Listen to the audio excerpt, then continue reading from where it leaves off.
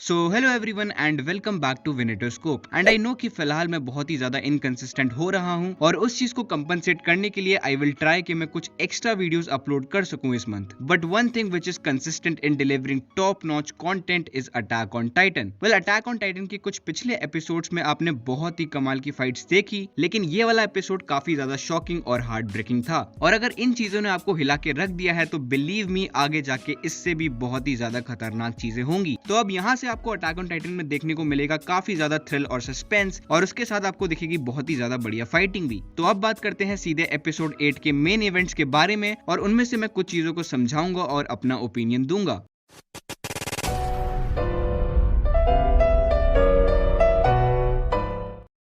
तो according to the order of the episode सबसे पहला इवेंट होता है साशा's डेथ। हाजिमे इसेयामा पहले की कुछ वॉल्यूम्स में साशा की डेथ को ड्रॉ कर चुके हैं, बट उस टाइम पे उन्होंने ये चीज को कैंसिल कर दिया था। लेकिन समहाउ मेरी भी इंस्टिंक्ट यही कह रही थी कि अगर सीजन 4 में कोई कैरेक्टर मरेगा तो वो हो सकता है कि साशा या कॉनी में से हो। और इस एपिसोड के अंदर गाबी साशा को गोली मार देती है। गाबी का कैरेक्टर ऐसा है कि जिसको पहले से ही लोग काफी हिट कर रहे होंगे, और इस इवेंट के बाद तो उसे और ज्यादा हिट मिलेगी। बट बिलीव मी, यही खूबसूरती है अटैक ऑन टाइटन की कि इसके अंदर ना ही कोई हीरो वाली साइड है और ना ही कोई विलन वाली। आई मीन एटलीस्ट अभी तक। और अगर आप गाबी के पर्सपेक्टिव से देखो तो उसने जो किया वो उसके हिसाब से एकदम फेयर है। उसने अपने सिटी के लोग, इनोसेंट सिविलियंस और अपने बेस्ट फ्रेंड्स को मरते हुए देखा है। तो उसके अंदर जो आपको रेज देखने को मिली वो बहुत ही ज्यादा सिमिलर है जो एरन की थी सीजन 1 के अंदर। एरन ने भी एग्जैक्टली पैराडाइज आइलैंड के लोगों को मरते हुए देखा था, और उसके अंदर भी यही गुस्सा था जिससे वो सबको मारना चाहता था। तो somehow I feel that Gabi is not the character to be hated, या फिर मैं कहूं कि at least I don't hate her, but honestly Sasha की डेथ बहुत ही ज्यादा हार्ट ब्रेकिंग थी।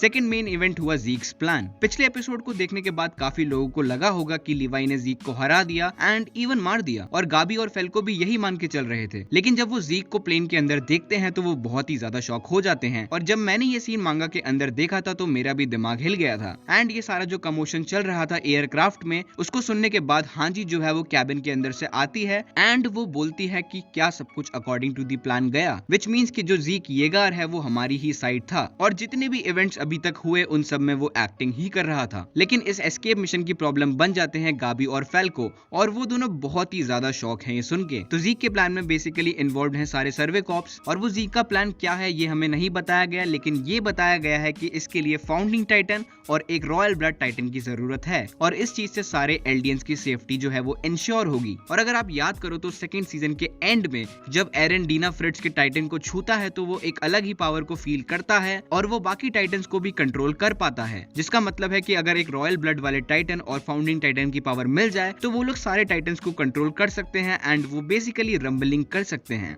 अब तीसरे मेन इवेंट की बात करते हैं, जो कि है Aaron's reaction to साशा's death. Gene एरन को बोलता है कि हमने काफी ज्यादा लोगों को खोया है, और वो भी सिर्फ तुम्हारी वजह से, कि तुमने सर्वे कॉप्स को इसके अंदर इन्वॉल्व किया, और उसके रिजल्ट से साशा मर गई। और इस चीज को सुनकर एरन हंसने लग जाता है। लेकिन इस लाफ का मतलब क्या हो सकता है? मैं फिर से आपको सेकंड सीजन के लास्ट एपिसोड पे ले चलता हूँ, जहाँ पे डीना फ्रिट्ज का जो टाइटन था जो कि रॉयल ब्लड का था, वही टाइटन हानेस सान को भी खा लेती है। और इस चीज को देखकर एरन अपने आप को बहुत ही ज्यादा कोसता है, और वो उस टाइम पे पहली बार ईवल साइकोटिक लाभ देता है। लेकिन सीजन 4 में आप लोगों को दिखा होगा कि एरन की जो इमेज है वो काफी ज्यादा डिफरेंट है। वो काफी ज्यादा ब्रूटल दिखा है और उसके इमोशंस काफी ज्यादा ब्लंट। लेकिन जब वो साशा की डेथ के बारे में सुनता है तो वो इतने ज्यादा गिल्ट में होता है कि वो एक्चुअली वही सेम लाफ करता है, which I feel that it is the beauty of writing in Attack on Titan, कि किस तरीके से सारे कैरेक्टर जो हैं वो अपना अपना रिएक्शन देते हैं एंड उनके बीच में काफी ज्यादा कॉन्ट्रास्ट है। तो ये थे मेरे opinion and explanation of some main events of episode 8। So thank you everyone for watching this video.